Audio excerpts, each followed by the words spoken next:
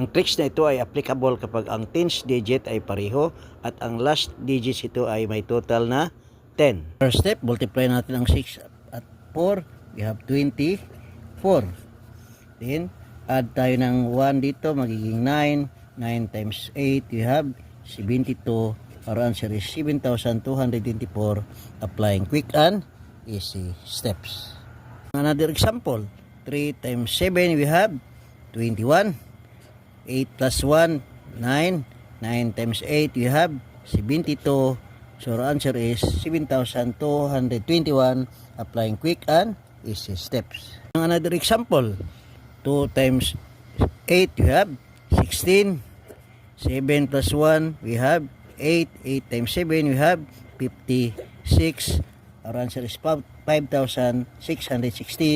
Applying quick and easy steps.